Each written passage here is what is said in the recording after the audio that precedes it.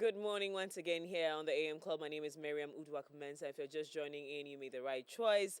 And we're about to get into our news review segment. I have my gentleman already seated. And also online will be Bright Ofori. He's executive director of the Bright Future Alliance. He'll be joining us via Zoom. But in studio, I have Julius Kwame Anthony, government spokesperson. I haven't seen him in a very long time. I'm about to deal with him right now because I don't know why he has just abandoned me. We had a plan. We had a South African trip that never happened, and it's not my fault because I just didn't see him, anywhere again. I didn't see you anywhere. Where were you? It's so good to see Nana B. Godfred Wache coming from the MPP. He is connected. Good morning. Good morning. Now we have to do that. We actually have to do that. So because currently until 31st of January, there are two camps now in the MPP, and I'm saying two camps carefully. Trust me. There's actually five, but there are two for me. Okay, guys, leave me alone. There are two for me. Okay, there's the Bawizi camp, and then there's the connected camp. So he's connected until 31st of January. Then after that, what then happens? So if you come together as MPP, as NPP, exactly. All the best. Behind Dr. Baumia for us to defeat them again. This time we are fully connected. So there was a new survey this morning. Yes.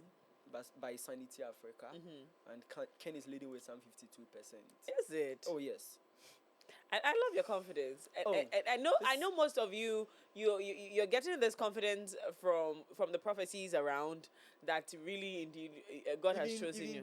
Even beyond the prophecies. When you look at the campaign, none of the candidates have mounted a better campaign than Ken. True. Yes, because we are moving with about 3 forces at a go. We have Mrs. Christiane Japan moving, we have Natoshi moving, we have Ken moving. And the campaign is solid. Someone asked the question. Natoshi is very visible in the Ken campaign. Yes. Is she eyeing running mate's position? I'm not privy to that. You're not privy to that information. Yes. So I think how will you be privy to that information? You will never be privy to that information. But there's something interesting about her involvement for Dr. Baumia. Indeed. Dr. Baumia will lose Greater Accra massively if he is not careful with the involvement of Natoshi in the campaign. Because I am not seeing a commensurate response or a more formidable force to counter the influence she's pulling for Kennedy Agyapong in Greater Accra, which is very dangerous. There are credible polls that suggest that Kennedy Agyapong would win Greater Accra. If I'm not mistaken, he won Greater Accra and Volta region the last time, lost slightly. He lost Greater Accra by just 2,000 votes. Good. Yeah. Which is very dangerous if he should now win it massively. And Baumia's projections in Ashanti region is not as strong as the last election. I don't think Ken will win. I have publicly stated that it would be the biggest shock of my life if Ken should win. I have even taken a more daring position to openly challenge prophets on this matter. When El Bernard makes his post about Kennedy Agyapong winning, that God speaks to him and all of that, I was not there. God did not speak to me. I'm not with him in his prayers whatsoever. So I have no basis to question his prayers. But God has not spoken to me, but I believe Baumia would win this election. Why? Because, it's a delegate system. And over the years, delegates lean towards stability and the establishment. And there's also the influence of money. I mean, one person may have the perception of having money because he openly speaks about having his money, his businesses are known and all of those things. It doesn't mean Dr. Baumia doesn't have money. Fact. I mean, it doesn't mean that. And so, so he also, and probably even more. So with the establishment backing his own financial resources, delegates pulling towards stability and all of that. And there's also one thing about how this whole enterprise works. People want to align towards where it is easy for them to be recognized in the event of a power capture. Dr. Baumia looks like the one who is the apparent winner because he's the one who just got out of the election. And there is, a history to back from Nana Addo Dankwa Akufo-Addo, who was consistently elected 3 times by the New Patriotic Party, despite losing the elections.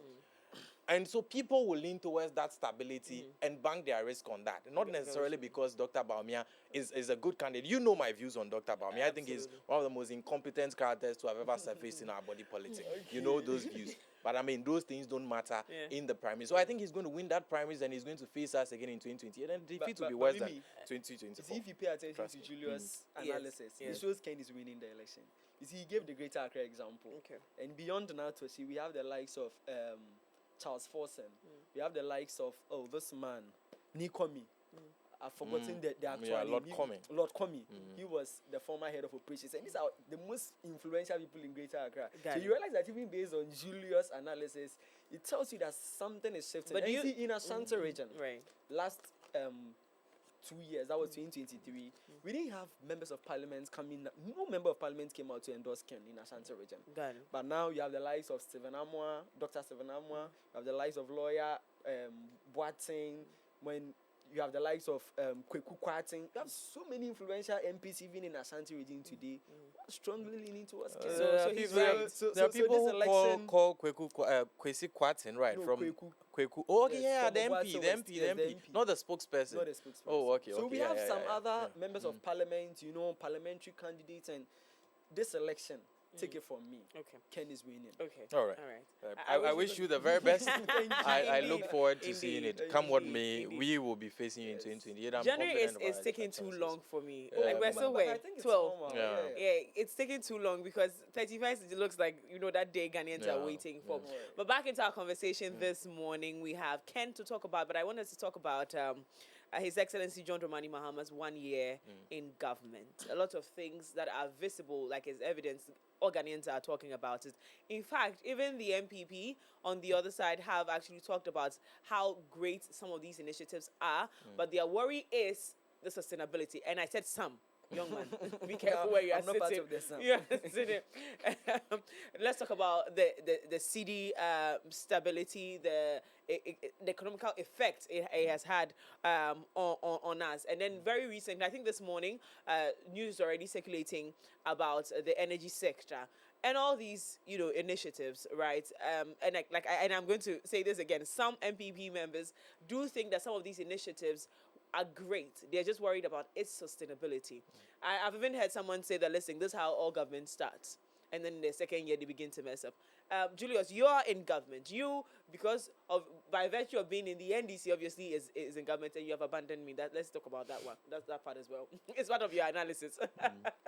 But let's talk about some of your achievements in government that people are not even looking in those areas at all when it comes to His Excellency John Dramani Mahama in government. Miriam, I have always been of the view that when it comes to sustainability in governance, President John Dramani Mahama has demonstrated time without number that he is a visionary, he has the foresight that is needed, not only to create temporary satisfaction or deliver on the mandate of the people within the president, but also institute the measures that would ensure that in a very long time, the developments that he would achieve are sustained. There are several examples from Mahama 1, where he set up the sinking fund, where he set up the ESLA, among other funds, to make sure that if this economy were to take a hit, we have avenues to resort to. It took the New Patriotic Party to dissipate them. In the energy sector, for example, under Mahama 1, we had a World Bank guarantee of $500 million as a way of giving, some policy credibility to investors in the energy sector to willingly invest. That's why you have NE, VTOL, and all of these, IPPs, willing to supply power to the government of the Republic of Ghana to distribute for you and me to have light. When the New Patriotic Party came into government, they were failing on those repayments for several years, causing us to lose that World Bank guarantee. This is how it works. The World Bank guarantees that the government of Ghana has $500 million with them. And so you can go ahead and invest. In the event that the government of Ghana fails to pay you, we will pay. Then the government of Ghana defaults so much that you lose that guarantee. The bank is not willing to give that guarantee anymore. And so you lose credibility with your investors. And then your sector cripples. Today, the government of Ghana has paid $1.47 billion in the energy sector to clear the legacy energy sector debt. And our energy sector today is very sustainable. When President Mahama came into power, the first action he took when he came to his ministerial appointment was to demonstrate clearly to the people of Ghana what his policy focuses are. He appointed the energy minister, now energy and green transition. He appointed the attorney general and he appointed the minister of finance. The reasons were simple. Our economy was in crisis. You would recall that inflation in this country was 54%. You will recall that the dollar rose at some point to 17 cedis. They left it at 14.7 when they were leaving. You would recall that the people of Ghana were facing an urgent energy crisis. You would see elements of the New Patriotic Party. What's that one called? The one who was corporate affairs director at Ghana Gas. He's with Tim Ken now, I think. I've forgotten his name. Openly declaring that he is certain, and he worked in the energy sector, openly declaring that there is imminent doom, so that will collapse our government. Because he saw the books, saw the situation they were living in, and was like, well, John Mahama is about to face a very big trouble. You recall in Parliament, members of the opposition, of the now opposition government, openly telling us that we are facing a doomsday crisis, we should fix it. That how they manage to keep it on, we should also keep it on, and all of that, while leaving us debt. Today, the debts are leaving. There is trust in the energy sector today. The lights are on. We have vetted that. On the side of the economy, what's the dollar trading now? From 14.7, we are doing 10.5, a record 41% appreciation. It has never happened in the history of the Fourth Republic before. Never in the history of. So you can't compare President Kufuor, you can't compare President Mills, you can't compare Mahama 1, you can't compare Nana Addo Dankwa Akufo-Addo to what we are seeing in John Mahama 2. It has never happened in the history of this republic. If you look at lending rates, it is now somewhere around 15%. Under President Akufo-Addo, it was heading to 30%. So businesses were collapsing under the MPP. We are running a government that is working for the people. You heard Miracles Abuaji yesterday, making, with all respect and deference to him, very ludicrous assertions. I mean, if you listen to his statements, you'll be wondering that if there's no difference between flammable and inflammable, can there be any difference between sane and insane? He was saying that they moved inflation rate from 54% to 23.8. It means that they were doing a good job. For Christ's sake, who took it to 54? Who took it to 54? Who took it to 54? So it's a situation of, I create a mess. I enter this place, start spitting around, then I get up and start mopping it and be like, well, I can manage this place. Because even when there was a spit around, I'm the one cleaning it. What madness are we talking about? Easy. But what madness are we talking about? So please, we should be serious as a people. And in dealing with the Republic of Ghana and the people of Ghana, this citizenry, this populace, we should accord some respect to the people of Ghana. We should not think them stupid when we are speaking to them. You don't call a forum, gather the people of Ghana, and start insulting them to their faces. What he did yesterday was a clear insult to the people of Ghana, that I create a situation, seize your pensions. You remember the DDP? Seize your pensions and savings. Refuse to pay. Defer some of the payments. Cause debt to some people. I engage in profligate, non-essential expenditure. In the time that I was telling you there was an economic crisis, like what we saw in the National Cathedral, drive the economy down, drive inflation. Anytime you see inflation, it is because government is spending unreasonably. Inflation is always a function of how government is spending. Right. It was because they were spending unreasonably. Then I drive inflation to that extent for you because of campaign politics in 2020 and all of that. Then turn around and tell you that, but well, something that I took from, somewhere 11%, drove it to 54%, and turn around and tell you that, well, it means that I am doing well. We have set a target of 11.5% inflation for ourselves at the end of a year 2025. And we have achieved a record 5.4%. We have set a target for ourselves to achieve, gross international reserve of over 13 billion in 2028. We achieved it in our first year in office. Then you look at all this and turn around and start telling the people of Ghana that you could have done it. Why didn't you do it? Why didn't you do it? Then they tell you that, well, the government of Ghana is able to achieve those things now only because we are not spending. Really? Do you remember, Miriam, I was here and told you about no fee stress? About 151,000 young people of this country benefited from no fee stress. We returned their school fees to them in the first year. That is expenditure. Today, the district assemblies are no longer complaining of their common fund not coming to them because the government is disbursing them. That is expenditure. NHIL, we uncapped the NHIL and we are paying over 600 million. Do you hear the hospitals complaining anymore that the monies are not coming? That is expenditure. Free SHS. They told you that when John Dramani Mahama comes to power, he is coming to cancel free SHS. You remember at the point in this country, we became so unreasonable as a government. The government of Nana Danko Akufo-Addo, so unreasonable to the extent that simple terms as review. And I studied public administration at the University of Ghana Business School. As a basic principle of policy implementation, review is a stage of policy implementation. So you do a trust, you test the policy and see, you implement. When you implement, you do a review to assess whether or not you are meeting your KPIs.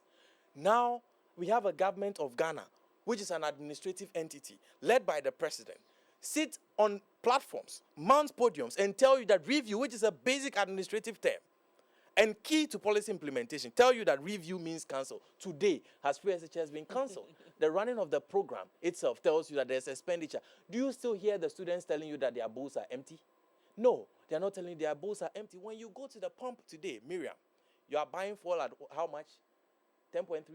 I don't have a card now, so you know, I don't how much is it now? It has rippling effects. And all of those things have, correspondence or have correlations with the state of managing the economy. Because if you manage your economy well, your exchange rate is down. It has an implication on the fuel prices. Okay. Fuel prices have an implication on transport fares. They have an implication on the cost of things in the market. They held a sham, was essentially a sham of a forum yesterday.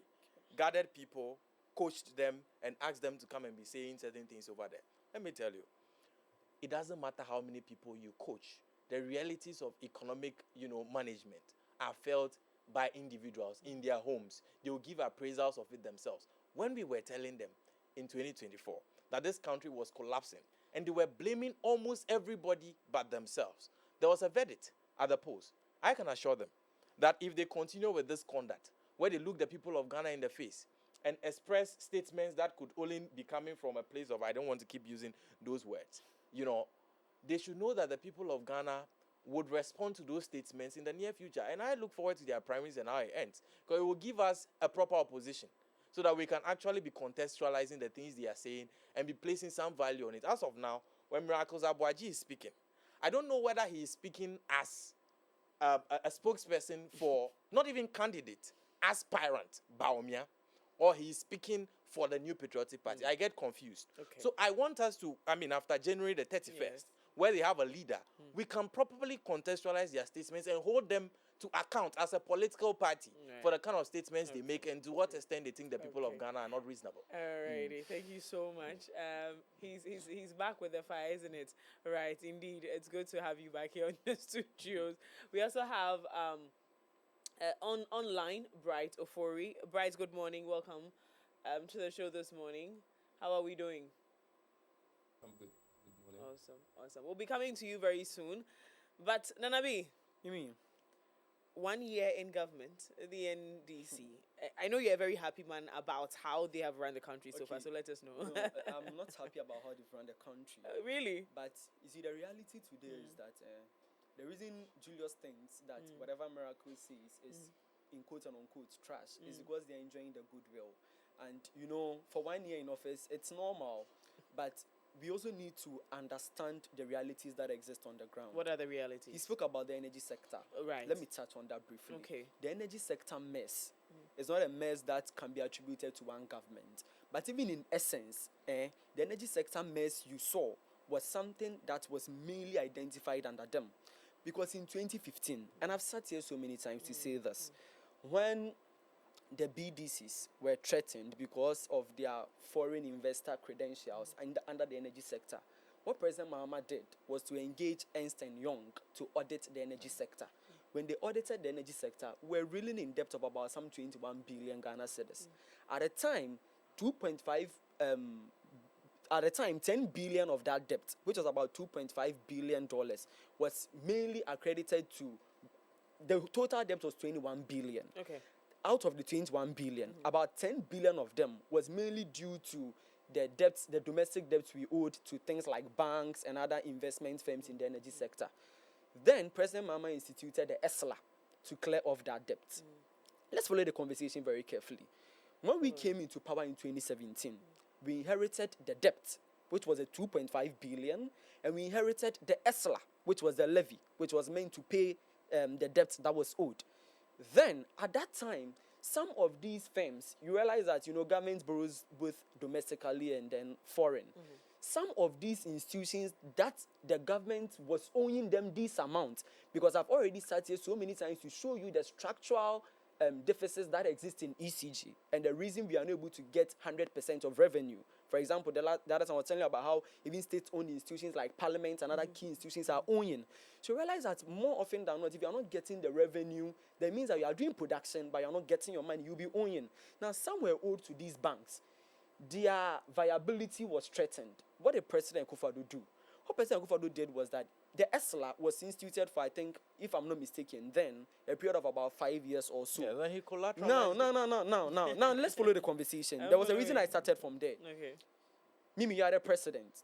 You are owing these domestic banks about some $10 billion, 10 billion cedis, which was $2.5 billion at the time. Mimi's money is there, Julius' money is there, my money is there. When these banks collapse, it is not just them that go down. It is other people who actually save in these banks.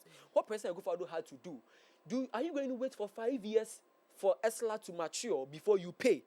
Or you take a drastic action then? So when they say President Akufo-Addo collateralized ESLA, that was the reason he did that. Because then the viability of these banks were threatened. And as a government, we couldn't watch for them to collapse. So when we collateralized ESLA then, that was when we were able to pay off these banks so they do not fall or they do not collapse. That was the reason for the collateralization.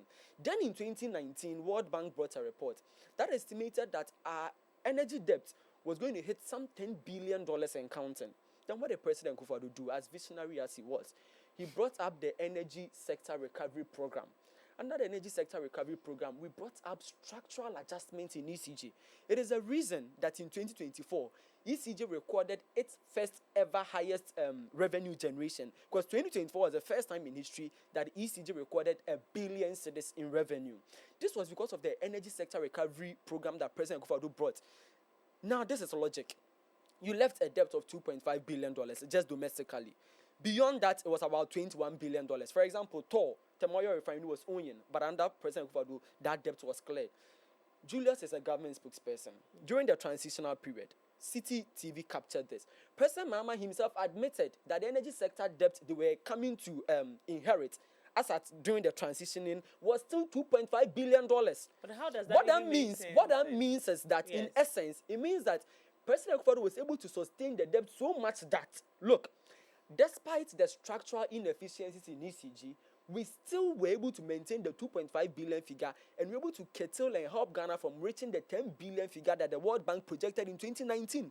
If you follow the conversation very well. I'm following. If we were able to stop that, so you realize that in essence, the $2.5 billion debt they even came to inherit was the same debt that they left us. But then under them. Then what was it? Again, I get I get the conversation. No, the point is no. Look, the 2.5 billion was what was owed domestically. Right. I told you that during the audit it was 21 billion. Right. Okay, but the $2.5 billion, the 21 billion is in cedis. But as at 2015, $2.5 billion of it, of that, was 10 billion. So, meaning there was some other 11 billion. I don't know if you're not getting the calculation. I get what you're After the saying. audit, we have 21 billion cedis. Yes. Out of the 21 billion, then the exchange rate was around 4 cedis. $2.5 billion of it, which is an equivalent of $10 billion. As at 2015, okay, was owed domestically. And that is what we collateralized the ESLA to pay. It means that there was still some 11 billion that was left. Now, some of this 11 billion was, for example, the ones that Tema Oil Refinery was owing that we were able to pay. But when you people came, you came to inherit $2.5 billion. It means that excess 11 billion was debts that we took care of, while still keeping the light on for 8 solid years. Why did the lights of Kumasi Brewery collapse under John Dramani Mahama 1? Was because of Dumso. So many cold storages. You watch the news then, and people are throwing their fish, their meat away. It was because of Dumso. Okay. Why were so many businesses threatened? It was because of Dumso. We kept the light on for 8 years. We paid these debts. We serviced the Tema Oil Refinery debt. We kept banks that your government was only viable by collateralizing ESLA. Despite all these structural challenges, we brought up Energy Sector Recovery Program in order to be able to increase the revenue generation of ECG. Like an example in 2024, where we hit our first ever billion cedis in revenue generation. So please, Let no one blame any energy sector, whatever, on President Akufo-Addo. The rot was from John Mahama 1. Okay. Now, they talk about some other economic situations that we experienced under the erstwhile government. Mimi, you see, when President Mahama is in Ghana, he says one thing. And when he's out there, he says another thing. We were in this country in 2024. When Etienne Ketia sat on Asempa FM and said the bomb that was thrown in Ukraine didn't fall in Ghana, so why are Ghanaians suffering? We were in this country when President Mahama said, and the NDC said, that let's not blame any exogenous factors. But last year, if we follow the news, Mahama at his World Bank report stated clearly, attributing some of the economic situations in Africa and Ghana to exogenous factors. It means that, you see, the NDC is ready to lie and go to every extent because of political expediency. You say one thing in Ghana, when you get out there, you say a different thing. Let me give you an example. When you go to the United States, prices of bread and other things sold up. So there was even a debate on economic sanctions. Because then, Russia is one of the leading exporters of things like wheat. Even in Ukraine, you get it. Things like oil, we get some of these things from Russia. When you read President Obama's statement after Kamala lost, he attributed the loss of the Democrat Party to things like exogenous factors. You think Ghana is insulated than the US? You people sit in Ghana, and because of politics, you say one thing, you go out there and say a different thing. Inflation. When we took inflation, you said it was around 11%. For 3 to 4 consecutive years, we kept inflation at a single digit. Who in this country didn't know that? Now, one thing you should know is that when inflation increases and it affects the monetary policy rate of the Bank of Ghana, obviously interest rates will go up. What I am saying is that you cannot blame President Akufo-Addo solely for the sort of inflationary measures that were taken between 2022. I think 2022 was one of like our worst economic years because these exogenous factors were real. You people campaigned with these things and capitalized on them. But when you came into government, you are now admitting that some of these things were actually real. When did you ever see the NDC blaming anything on COVID since we came to power? No, the point when is, did you ever see the when NDC? we were in government, we should blame COVID and Russian Ukraine for 5.4% inflation. When did the NDC ever do that?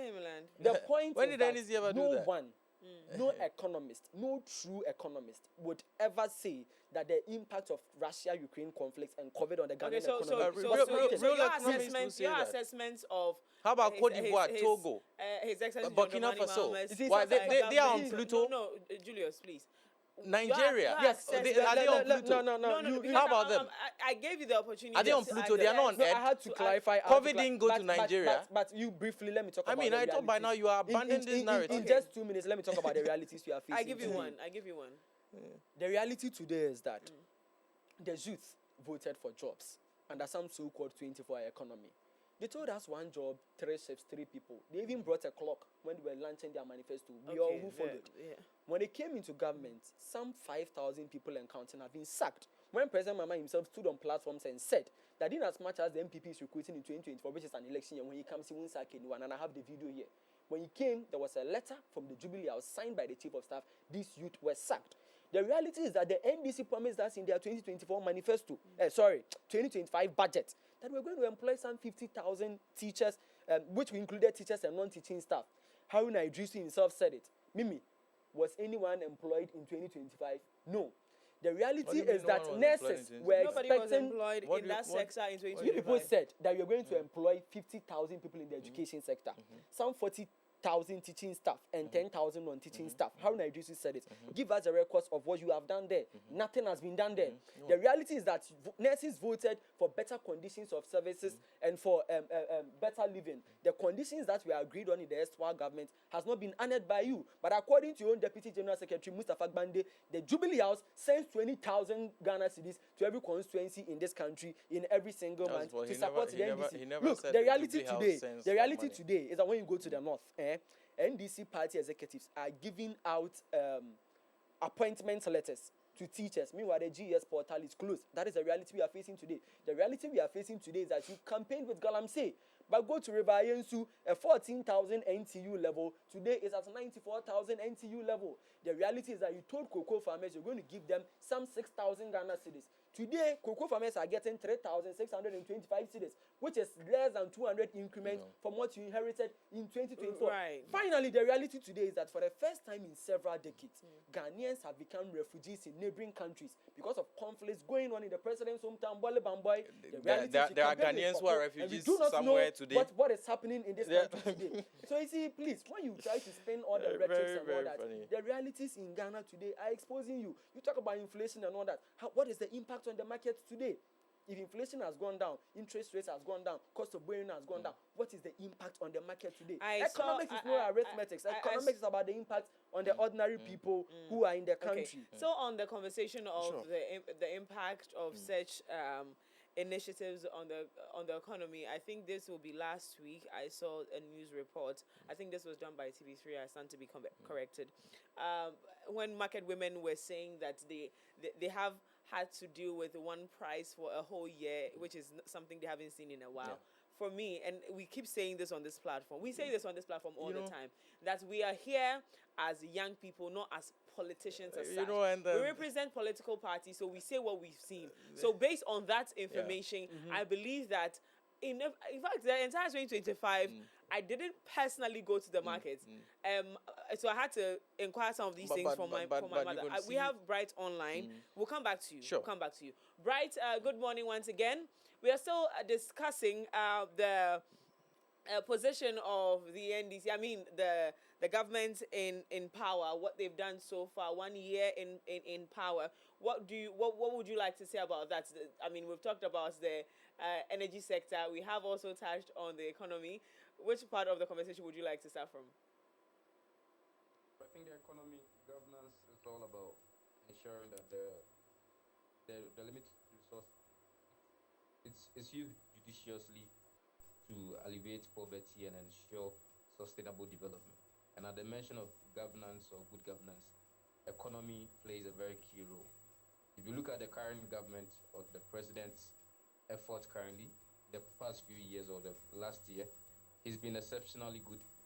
If you have to consider all the indicators from the economy to even if you are looking at the economy, if you consider the exchange rate, inflation rate, all the rates, you notice it has reduced or it has been stabilized. This is a sign of a good government or someone that has started doing something right. But I'm not surprised that usually when governments start, they start to. President Ronaldo in the past also started brilliantly, so the going got tough. The president has been superb so far. If you also consider the road minister's work or the road ministry's work, they've been brilliant. Day in, day out, at night, you see them construction roads. They've been superb. If you go to our security side, you notice the security this year, all over the years has been excellent. But this year you could continue to see more effort being done by the security institution. If you go down to our market or ordinary Ghanaians, you could still feel a sense of confidence. Ghanaians are walking smiling with smiles on their faces.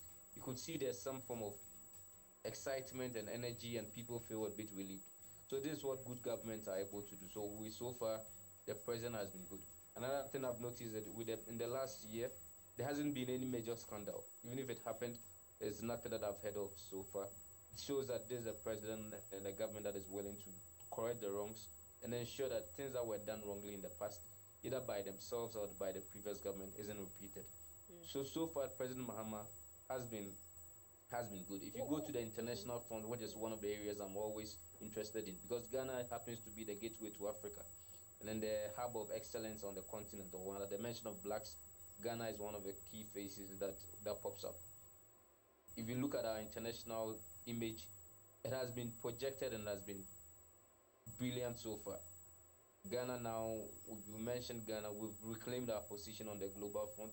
If you engage people, if you travel and you talk to other nationals, you still feel that there's a country called Ghana. You've been able to bring all the Sahelian countries together. On the international level, Ghana has also been good. This is something that wasn't done in the past. That Donald Trump is banning other countries, but Ghana still a very favorable position in the eyes of the American and Donald Trump's government. So I think government has been superb. One of the areas that was major concern for me that I spoke about last year. It was education. At a point in time, the students were struggling to get meals to eat. Teachers were complaining bitterly. Some were not even able to come up to speak because of the fear of being expunged from their institutions. Now we could see that the education sector, there's been some level of improvement. I'm happy to hear that by 2027, that's next year, the double track system will be cancelled. These are sectors, or these are a few things that the government has been able to do that I feel, as every citizen, whether so far as you are alive, even when you are blind, you are deaf, you could see you could feel the impact, you could feel the good things that the president is doing. Except you are dead, that you doubt the things that the president has done so far. But let's hope and see if they'll be able to sustain it. That's the most important thing for me. But assessing the president in the first year, to me, he's done a great job, and let's hope he continues. We go will be that, is it in all sectors? Are there areas that you think they could totally improve on? One I will present, and the team and I will talk about it here when we come back from the break. Is the tourism sector, what they have done this year, what they did in 2025. What was done 4 years ago, year of return, what we saw, and of course what we saw in 2025. Are there any areas that you think that the government could totally improve on? Yes, one of the areas I think is agriculture. I haven't seen much of it. Growing up, we used to hear agriculture is the backbone of the economy. It was a 60% of our GDP. And then over the years, agriculture went down. So I'm hoping to see more from the sector minister or the ministry Okay. itself, see Okay. their contribution to the state, because everything revolves around feeding. Everything revolves around what we consume as people.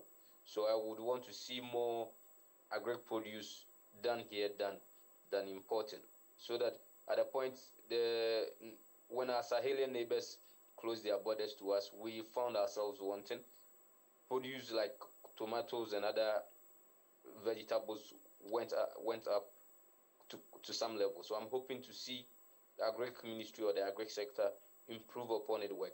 With tourism, over the years, Ghana has gotten a brand or a name as one of the favorite spots for holiday destination or for December festive season. So I'm not surprised with what we've seen so far. It's been happening all over the years, but I think the sector ministry or the tourism ministry can do better. I've seen that Beku Santana, sorry to mention names, he's been superb with his sector. Professor Kobe Mensah, they've also been doing things and projecting the tourism industry. With what they've done, in as much as they've been brilliant, the potential in that tourism sector alone is one of our best three sources of revenue for the state. So we could extend it. Within 2025, Ghana was one of the best destinations for travel in Africa, and then we generated huge sums of money. That figure can increase. Ghana should be doing like the top three in Africa.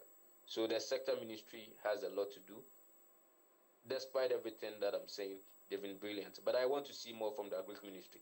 Okay. They are one of the sectors that haven't really felt their impact. Okay. Although the economy has been good, inflation rates is quite low, exchange rate is also low. So we are beginning to feel that almost everything on the market is cheaper. It is not because the agri sector has done so much. It's just because our other financial indicators has been good, and then it's had positive impact on our agri sector. Awesome. But I want Awesome. to see direct influence, direct impact from the agri sector. Okay. And then after that, maybe in the next few months or years, we would come back and speak to it. That's one of the sectors that I would want to You would see want to see them work harder and improvement. then Okay. project more than what All they've done right. so far. Thank you, Bright. Well, going for a quick commercial break. When we return, the conversation continues right here on the AM Club. We'll be right back after this.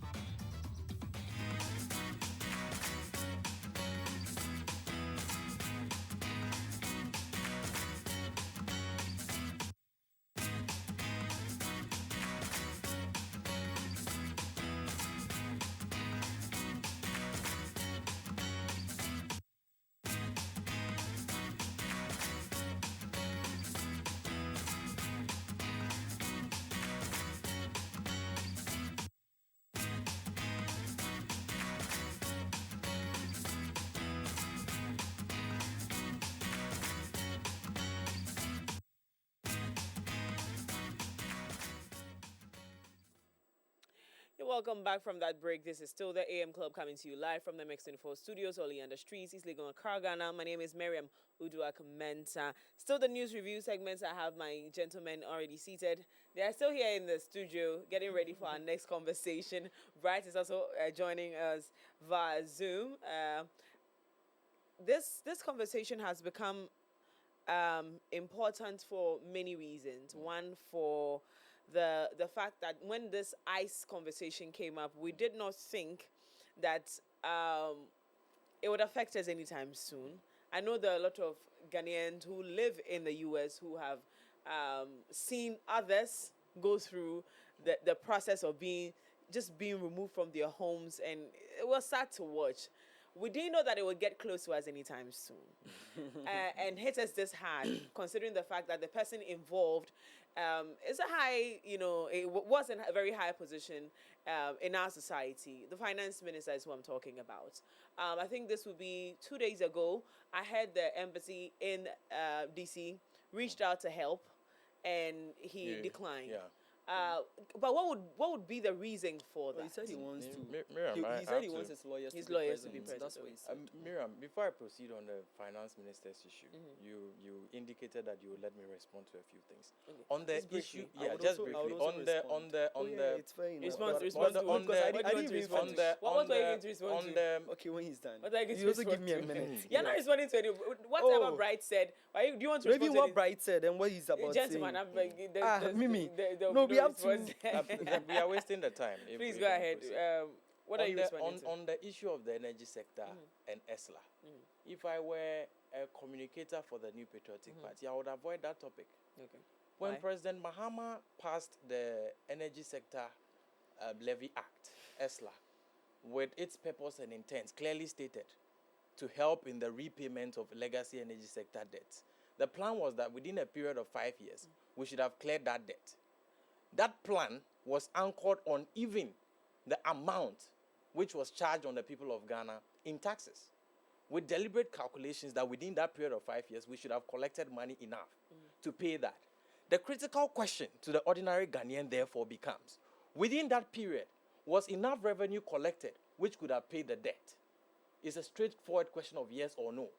It is a yes. Enough revenue was collected which could have cleared the debt. How much was the debt claimed by President Akufo-Addo? Not the actual thing that we came to meet, which is around 70 billion, contrary to what President Akufo-Addo himself was saying. But the debt he claimed that he left behind. President Akufo-Addo claimed that he left a debt in the energy sector of 2.5 billion. Please. So you will respond to that, but not when he's talking. Please, Nana, please, easy. 2.5 billion United States dollars. ESLA collected between the period President Akufo-Addo was in power, 2017 to 2023, 33.2 billion. If you convert it at an exchange rate of even 6 Ghana cedis under President Akufo-Addo, you would have paid the debt and had excess. Under President Akufo-Addo, you would have paid the debt and had excess. But do you know what happened?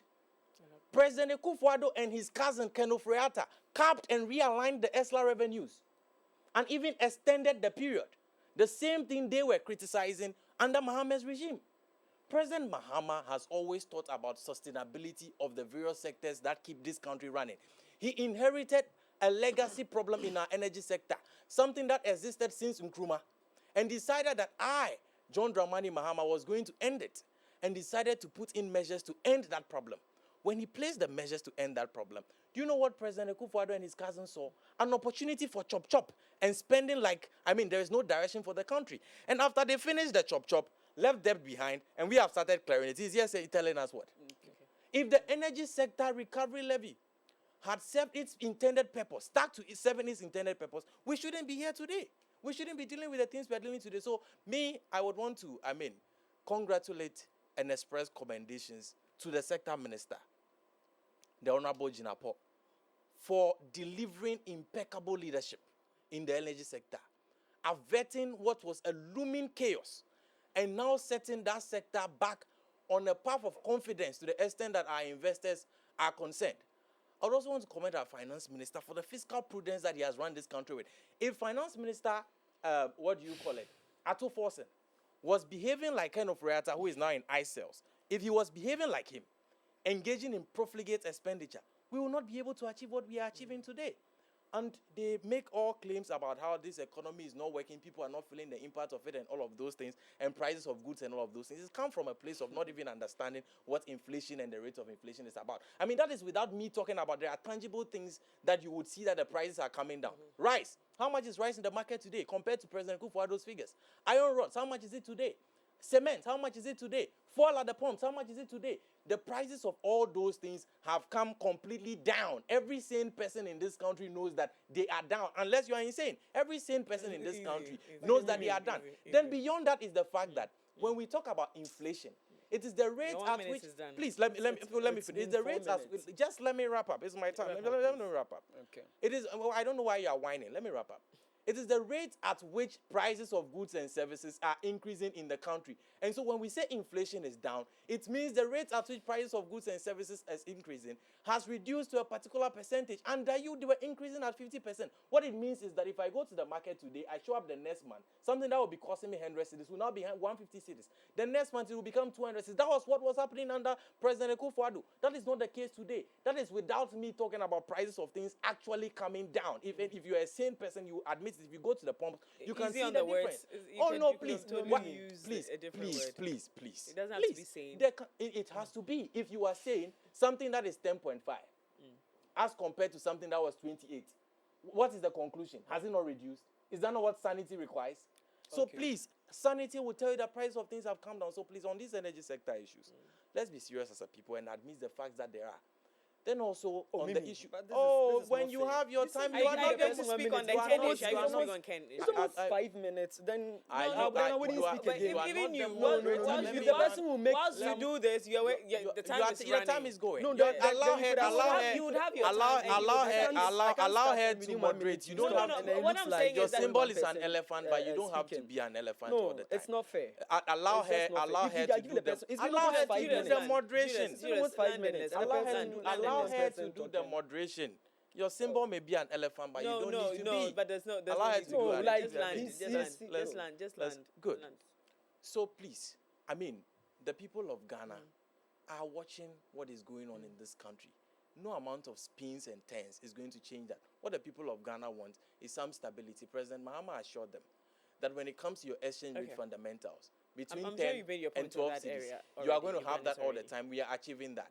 President Mahama assured them that within his tenure of office, he has various programs he's going to achieve, including the big push and all of that. You can see the roads that are going on. Right. Everything is running safely in this country, and everybody who wants the well-being of this country is seeing it. Can I wrap up on ICE so that he has the rest of the time? Or you want to respond first? Wrap up on ICE and let's go.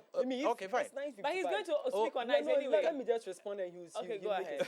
This is President Mahama, Graphic Online, 2.5 billion energy sector debt. You can read it yourself. This was not President Kufuor's statement. That is why I referred him to CCTV.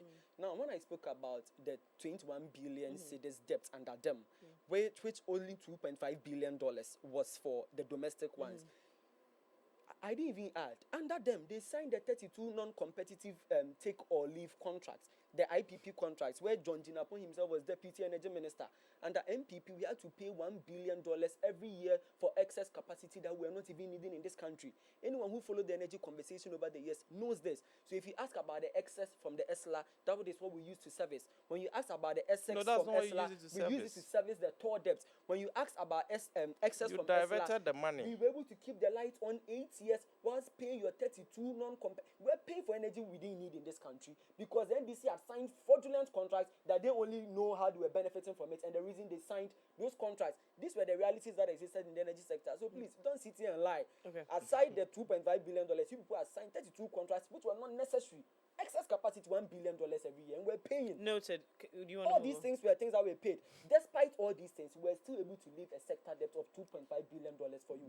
If for nothing, you should commend us.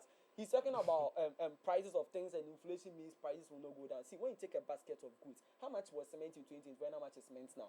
The reason is, I don't even know, when you talk about sanity, any sane person will know that if a government was buying a barrel of oil for $80 in 2024, you wouldn't expect that government to sell the same as a government who is buying a barrel of oil at just $63.